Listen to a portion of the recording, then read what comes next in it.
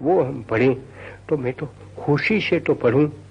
आपको पूछ लेता हूं कि आप मुझको पढ़ने दें तो मैं खुशी से तो पढ़ूं, लेकिन मुझको कोई कहे कि तू तो यही चीज पढ़ेगा कि नहीं, और कहें कि गीता के श्लोक ही तो पढ़, और नहीं तो तू उसको बंदूक लगेगी, तो मैं कहूँगा कि मैं नहीं पढ़ना चाहता। वो गीता को आप रखें और फातिहा का आप रखें, सब कुछ मैं प्रार्थना ही नहीं करना चाहता हूँ। ये आप कौन है कि मुझको बंदूक के जरिए से वो सिखाना चाहते हैं और पढ़ाना चाहते हैं? वो मैं तो कहता हूँ कि मैं तो एक बिल्कुल मुट्ठी भर हड्डी हूँ, लेकिन दिल तो मेरे पास पड़ा है। वही दिल आपके पास पड़ा है, वही दिल लड़कियों के पास पड़ा है। तो वो कह सकते हैं कि हम अपना धर्म को नहीं छोड़ेंगे। लेकिन आज तो हम एक बाजी खेल रहे हैं, और इतने लोग बेचारे मिस्किनों को मैं पहचानता हूँ। वो कोई लड़ाकू नहीं है, लड़ने वाले नहीं है। वो लोग अभी भागते हैं और चला जाना है, और भागना भी दुश्वार हो गया है। कैसे भागे? उनके पास तो वो गाड़ी तो चाहिए, उनके पास कुछ जहाज तो चाहिए कि वहां से कराची है, बंदर है, खासा बंदर है, तो वहां से चले जाएं। वो तो 3 बंदर पड़े हैं, वो जोलिया बंदर पड़ा है, और वो नवागढ़ वो भी तो बंदर ही पड़ा है, वो मोरबी का भी बंदर ववानिया पड़ा है, पोरबंदर भी पड़ा है। ऐसे बंदर तो पड़े हैं, क्योंकि काठियावाड़ का जो सारा समुंदर है उसमें जो बंदर पड़े हैं वो सब पड़े हैं, वहां जा सकते हैं। यूं तो वेरावल तो पड़ा है, लेकिन वो जूनागढ़ किताबी में, और जूनागढ़ वो पाकिस्तान में चला गया है। अगर कैसे हो तो मैं नहीं जानता हूँ, कैसे जा सकते हैं। वहां आबादी हिंदू की, राज मुसलमान रहा है, और हिंदू को पूछो तो मुझको कोई शक नहीं है। हिंदू तो कहेंगे भाई हम तो इंडियन यूनियन में रहना चाहते, कम से कम काठियावाड़ के साथ तो रहना चाहते हैं। यहाँ तो काठियावाड़ में करीब करीब सब राजा लोग हैं, वो एक तरफ और एक तरफ जूनागढ़। वो तो एक गजब की बात है, लेकिन ये बन रही है आज हमारी हिंदुस्तान में। ऐसी हालत में हमारे क्या करना चाहिए, वो एक बड़ा प्रश्न आप लोगों के पास है, मेरे सामने है। देखता हूं मैं कि अच्छा, पाकिस्तान से जो ट्रेन भर के आती है, तो पाकिस्तान से तो मुसलमान नहीं आते हैं, पाकिस्तान में से तो हिंदू आते हैं, सिख आते हैं, तो उसमें से वो ट्रेन में कुछ न कुछ कत्ल हो जाती है। यहाँ से जाते हैं तो यहाँ से तो जाएंगे, मुसलमान जाएंगे, मुसलमान जाते हैं तो उसकी कत्ल हो जाती है। इसमें मुझको कहो कि हिसाब तो सुनाओ, मैं क्या हिसाब सुनाऊं? मेरे पास हिसाब तो है ही नहीं, लेकिन हिसाब सुनाकर मैं क्या करूंगा? मुझको ये कहूं आपको कि एक आदमी है, वो शराब की 1 बोतल पीता है, लेकिन करता क्या है, वो दीवाना बन जाता है। दूसरा आदमी है, वो शराब की 2 बोतल पीता है, तो वो भी तो दीवाना बन जाता है। दोनों दीवाने तो बन जाते हैं। एक शराब ऐसा पीता है कि जो उसको दीवाना नहीं बना सकता है। जैसे वो साफ नदी का पानी है, उसको शराब नाम दे दो तो वो तो किसी को दीवाना नहीं बनाता है। लेकिन वो इसको शराब कौन कहने वाला है? शराब तो वो है कि जो हमारी अक्ल को ले जाए और हमको दीवाना बना दे, उसका नाम शराब है। तो शराब पिया तो मैं किसको मैंने तो मेरे दोस्त पड़े थे, तो वो कहे मुझको बादशाह कि वो मैं तो शैंपेन इतना पी सकता हूँ, लेकिन वो शैंपेन यहाँ मुझको चढ़ता नहीं है, मैं दीवाना नहीं बन सकता हूँ। दूसरा कहता है कि मैं तो विस्की थोड़ी सी पी लेता हूँ, लेकिन मैं तो 1 प्याली से ज्यादा पी नहीं सकता हूँ। तो वो जो शैंपेन के घोंट पी जाता है 1 बड़ा प्याला भर के, और दीवाना नहीं बनता है, तो कहें वो तो, लेकिन आपको मैं कहता हूँ कहने की बात है, क्योंकि ऐसे ही आदमी को दीवाना बने हुए मैंने देखा है, बने दीवाना। और पीछे जब दीवाना बन जाते थे उसके साथ कोई बात हो सकती थी क्या करें? वो तो जब पीछे वो उसका नशा उतर जाता है, दूसरे दिन जागते हैं, तब पीछे सर दुखता है, और पीछे सर दुखने का बंद हो जाता है, तो पीछे 24 घंटा के बाद भाई साहब बोल सकते हैं। और विस्की 1 छोटी सी प्याली वो पी लिया तो 5 घंटा तो लगता नहीं है, बस चढ़ गया, और चढ़ गया तो पीछे फिर बोलता है। कोई उसको पता नहीं है कि ये उसकी बहन पड़ी है कि के उसकी पत्नी पली है, उसके लिए बहन, पत्नी, माँ सब एक है। वो मैंने देखी हुई बात आपको सुनाता हूँ, कोई मैंने नहीं देखी हुई बात नहीं कहता हूँ, ये बात है। तो आज हमको नशा चढ़ गया उसमें। मान लो कि वो मुस्लिम लीग ने हमको नशा दिया, क्योंकि उसने कर लिया, तो हमने सोचा अच्छा वो तो कर सकते हैं, तो हम भी ऐसा करें, तो पीछे हम तो सारा हिंदुस्तान में राज चलाएंगे और पाकिस्तान को मिटा देंगे। मैं आपको कहता हूं कि पाकिस्तान जिसको हमने कबूल कर लिया, अभी उसको मिटाना क्या है? मिट नहीं सकता है, और ताकत से, हमारी तलवार की ताकत से पाकिस्तान नहीं मिट सकता है। अगर मिटाने की हम चेष्टा करें तो हम दोनों डूबने वाले हैं। हमारी किश्ती है ना, वो तो फूटी किश्ती है और आज डूब रही है। जैसा गजेंद्र मोक्ष का सुना है ना कि गजराज को यहां तक पानी आया, तब वो कहता है कि हे ईश्वर मुझको तो बचा दे, नहीं तो मुझको मगरमच्छ से वो खा जाएगी। तब वो पीछे भगवान आकर उसको बचा लेता है। ऐसी गजराज की हालत आज हमारी ठीक है। तो वो कहते हैं कि भाई तो बताना है, तो तू तो कृपा करके बचा, तो ये बच सकती है, लेकिन हमारी किश्ती बच नहीं सकती है। ऐसे हमारे हाल हैं। तो इसमें हम तकब्बरी करें कि वो क्या बात है, लिया तो सही, तो हमने दिया और हम अभी कहें कि उसको छीन लेंगे। मैं कहता हूं किसी को वो सोचना ही नहीं चाहिए। अगर सोचो तो आखिर में इसमें तो लड़ाई, जंग होने वाला है, और जंग होगा उसकी तो परवाह न करो। वो तो जंग तो करेंगे, तो आपको मुझको थोड़ा जंग करना है, तो दोनों के लश्कर लड़ेंगे, लेकिन उस लश्कर के साथ हम कुछ तो करेंगे, पैसे तो हम देंगे। हम ऐसा तो कहेंगे अच्छा जाओ तुम जाओ, यहाँ से कहें कि लड़ो और पीछे जीत लेकर आओ। अरे कहाँ से जीत लेकर आओगे? उसके पहले तो दुनिया में जो दूसरी ताकत पड़ी हो आपको खाने वाले हैं, दोनों को खा जाएंगे। ये इतनी चीज अगर मेरे पास से आप समझ लें, जो समझदार आदमी है और जिसने इतने बरस ऐसे कामों में काटा है, उसके पास से तो हमारे लिए खैर हो सकता है। तब कैसे खैर होगा कि वो तो दोनों आज तो विस्की की बोतल उड़ा रहे हैं कि उसमें कुछ लिज्जत आती, तो दोनों दीवाने बन रहे हैं। तो उसमें से एक तो कहेगा कि अभी हमने तो विस्की की बोतल थे वो छोड़ दी, हमारे सब कबाट में भरा था, विस्की भरा था, शैंपेन भरा था, शेरी भरा था, सब हमने दरिया में डाल दी। क्यों डाल दी? हम समझ गए कि हम तो पीछे सब भूल जाते। माँ कौन है, बेटी कौन है, बहन कौन है, पत्नी कौन है, वो सब भूल जाते हैं।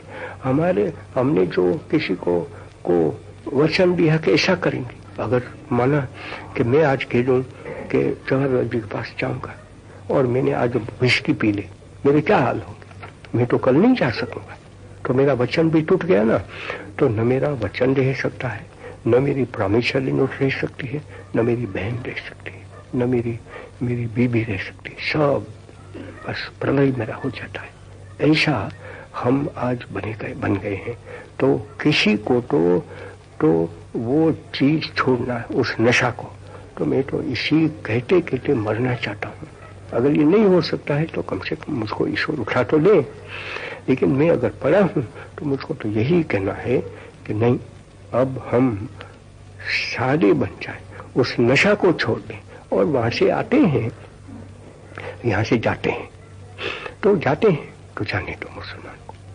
हम उसको बिल्कुल ईजा नहीं पहुंचाएंगे, उनको राजी से भेज देंगे, लेकिन उनको जबरदस्ती से मजबूर करके भी नहीं भेजेंगे। उनके घर में पड़े हैं, वो तो अक्सरियत तो उनकी है नहीं। हम ऐसे क्यों बुज़दिल बने कि हम ज्यादा हैं? सारे हिंदुस्तान में तो बहुत ज्यादा पड़े हैं, वो बहुत ज्यादा पड़े हैं, वो ऐसे क्यों कम ताकत रहे कि हमको वो खा जाएंगे 4.5 करोड़ मुसलमान। और कहो कि जो पाकिस्तान में मुसलमान है वो भी हमको खा जाने वाले हैं। तो क्या हम ऐसे हैं कि जब हिंदू को मैं पूछूं कि हमको खा सकते हैं? ऐसे हम हैं तो वैसे पाकिस्तान खा जाए या तो दुनिया में दूसरे कोई खा जाए तो उसमें है क्या? लेकिन वो सरल हासिल किसने किया है? वो तो आप लोगों ने किया है।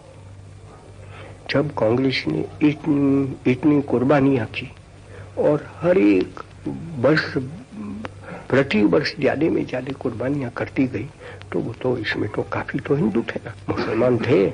ऐसा कोई मुझको सुनाएगा कि नहीं मुसलमान तो कुछ किया नहीं, तो वो पागल है। मेरे आंखों से देखा है, इतने वर्षों तो मैं यहाँ पड़ा हूँ। कांग्रेस की बागडोर भी मेरे हाथ में तो रही है तब भी, आज तो मेरे हाथ में नहीं है, उससे क्या हुआ, लेकिन मेरी आंखों से मैं देख तो रहा हूँ ना। तो कोई मुसलमानों ने हिस्सा नहीं लिया ऐसा नहीं, लेकिन बड़ा हिस्सा तो हिंदू ने लिया है, इसमें कोई इनकार नहीं कर सकता है। और जितने मुसलमान रहे उतनी संख्या में कहो कि इतना उन्होंने हिस्सा लिया है, तो भी मैं झुकना पड़ेगा। दुख होता है कि नहीं, वो भी नहीं लिया है, इतना ही मैं कह सकता हूँ। लेकिन हिंदू करोड़ों की तादाद में उन्होंने हिस्सा लिया, करोड़ों की तादाद में उन्होंने कुर्बानियां की। तो उस कुर्बानी से जिस हिंदुस्तान को आजाद आपने किया है, उस वक्त वो शराब के नशे में नहीं आजाद करवाया, उसी हिंदुस्तान को अभी फेंक देंगे हम नशा करके। ये कितनी बुरी बात हमारे लिए कही जाएगी। इस कारण मैं तो कहूँगा कि हम कितना भी हो सब सुने अखबारों में, और अखबारों में सुने तब हम गुस्सा भी कर सकते हैं, अरे वो तो मुसलमान कभी समझने वाले नहीं है, हमारी बेटियों को ले जाते हैं, वो सब करते हैं। अरे कल बंद हो सकता है, मैंने तो कल भी कह दिया था, हमेशा मैं कहूँगा कि कल बंद हो सकता है। किस शर्त से कि हम साफ बन जाए। साफ बने उसका मतलब ये है कि हम बहादुर बन जाए। जो आदमी बहादुर बनता है वो ऐसी नहीं करने की चीज नहीं करेगा। और पीछे आपकी तो हुकूमत पड़ी है, हुकूमत को करने दो, हुकूमत को कहो, हुकूमत को तो आप तो राज तो हुकूमत नहीं चलाती है। वो जमाना चला गया कि जब तो अंग्रेजी हुकूमत, वो हुकूमत को हमको नहीं पूछना पड़ता था, उसको इंग्लैंड में पूछना पड़ता था। आज की हुकूमत है, उसको आपको पूछना है, मुझको पूछना है, इस लड़कियों को पूछना है। क्यों कि हम सब उसको बनाते हैं तब तो बन सकते हैं। तो उनको हम कह सकते हैं कि नहीं इस तरह से नहीं उस तरह से करो, वो मैं समझ सकूंगा। लेकिन उसके बदले में कि नहीं अभी हुकूमत को तो छोड़ो, हम तो मार डालें, तब मैं कहता हूँ कि आप तो मार तो डालेंगे, मुसलमानों को मर जाएंगे, उससे क्या हुआ, 5 मरेंगे, करोड़ 4.5 करोड़ को मार डालो, पीछे क्या करोगे। पाकिस्तान में तो किसी को नहीं मार डालोगे तो बाकी के रहेंगे ना। वो 4.5 करोड़ के लिए आपके पास से हिसाब लेने वाले हैं, और आप हिसाब वो नहीं दे सकें, क्योंकि उसके साथ सारी दुनिया हुई। इसलिए मैं कहता हूँ कि हम तो साफ रहे, हमारा जो लेजर है, किताब है, वही खाता वही है, उसको हम साफ रखें कि हम कभी हम कर्जदार नहीं बनेंगे, हम लेनदार बनेंगे। हमेशा हमारे लिए जमा बाजू में ठीक होगा। इतना आप कर लें और मुझको आप पीछे पूछ सकते हैं, मैं जिंदा हूं तो कि बोल, तो भी हमारा कुछ नहीं हुआ। बोलता क्या था, तब तो मैं कहूँगा कि आपकी हुकूमत है, उसको अल्टीमेटम देना होगा कि जितने हिंदू और सिख वहां से चले गए उनको सबको वहां जाना है, और उनकी हिफाजत आपको करना है। उसका डर क्या था, वो क्या कर सकते हैं, क्योंकि वो तो मुट्ठी भर पड़े, वो रहेगा। और वो तो उन्होंने कह लिया है कि अभी तो जितनी अकलियत है पाकिस्तान में, वो सब की सब जितना एक मुसलमान को हक होगा इतना हक उनको रहेंगे। क्या बोलने का, रहने का, अपने मंदिर में जाने का, अपने गुरुद्वारा में जाने का, वो सब रहेगा। हुकूमत उनके हाथ में नहीं चाहिए। मैं तो कहूँगा कि हुकूमत में पड़ा था क्या, यहाँ कहो कि क्या मैं ये करूं, आज कह सकते हैं कि बस उसमें तो मुसलमान को ही भरो, आर्मी में भी मुसलमान को ही भरो, वो तो जमाना नहीं रहा है। एक दूसरों का एतबार टूट गया, उस वक्त ये कैसे करूं, वो तो मैं नहीं करूं, वो तो मैं समझ सकता हूं। लेकिन मेरे पास यहाँ मुसलमान पड़ा है, अपने पास जायदाद पड़ी है, उसका घर है, बाहर है, उसके बच्चे हैं, कच्चे हैं, उसको मैं भगा दूं और कहूँ उसको मारो, उसको डरा दूं कि जिससे यहाँ से भागना शुरू कर दे। वो हम नहीं होने चाहिए। उसमें बड़ी बुज़दिली है। एक मेरा पड़ोसी बुज़दिल बन जाता है, इसलिए मैं क्यों बुज़दिल बनूंगा। ऐसी एक सीधी सादी बात मैं आपको आज सुनाना चाहता हूँ। मैं तो यही कहता हूँ कि वो वेर लेने की बात भूल जाए और दिल्ली को हम ऐसा साफ रखें, ऐसा बहादुर रखें कि सारी हिंदुस्तान देख सके कि दिल्ली में कुछ हो नहीं वाला है। दिल्ली में हमने कर लिया है, मुसलमानों को निकाल दिया। मैं नहीं कहता हूँ कि कल जाकर आप लाएं, आप तो नहीं ला सकते हैं, तो भरे रहें, जितने हैं वो आराम से रहें, जितने पढ़े हैं आज दिल्ली में, और दूसरे हैं उसको जब हिंदू मुसलमान का दिल साफ हो जाए तब उनको आप लाएंगे। वो मेरा तो एक छोटी सी पुड़िया है, वो मैं आपको बताता हूँ। और जो कोई भी मुसलमान बुराई करता है, कोई भी और कहीं भी, उसके लिए हुकूमत को कहो। आज हुकूमत को आप करने नहीं देते हैं, हुकूमत जो करना चाहें वो करने नहीं देते हैं। अगर से आप पर हुकूमत है, जैसे कि ईस्ट पंजाब में तो आपकी हुकूमत है, वो तो हिंदुस्तान में है। तो हिंदुस्तान में जो पड़े हैं वो तो हिंदुस्तान की हुकूमत में पड़े हैं। वो लोग हुकूमत जैसा कहें, अगर हुकूमत कहें कि मारो, क्योंकि हमारे पास तो कुछ लश्कर नहीं है, हम कुछ कर नहीं सकते, तो मारो पीटो, तो पीछे हुकूमत मर जाती है। तब तो पीछे एक गुंडा राज बन जाता है। मारो पीटो को जो हुकूमत कहे वो तो पीछे अपने हाथ में से हुकूमत छोड़ दे। वो आज हुकूमत का हाल है ही नहीं, मैं आपको कहना चाहता हूँ। इसलिए हुकूमत को आप जितना जोर दे सकते हैं वो दें, लेकिन आप अपने हाथ में डांडी न लें, आप अपने हाथ में बंदूक न लें और किसी को मारें। एक छोटी सी बात है, इतना करो और पीछे हम जीत जाते हैं। और हमारी किश्ती जो गिर रही है, डूब रही है, वो किश्ती बच जाती है। क्योंकि तब पीछे जो सच है, जो हक है, उसके साथ हमेशा ईश्वर पड़ा है। तो ईश्वर हमको छोड़ ही नहीं सकता है। हम छोड़ दें ईश्वर को तो पीछे करे क्या? ईश्वर भी क्या करने वाला था? जब हम ईश्वर को छोड़ जाएं, उसको भूल जाएं और हम हमारा रास्ता पकड़ें, तो ईश्वर कहता कि लो तुम्हारा रास्ता, क्या कर सकते हैं? तो हम कुछ कर नहीं सकते, बस उठा लो।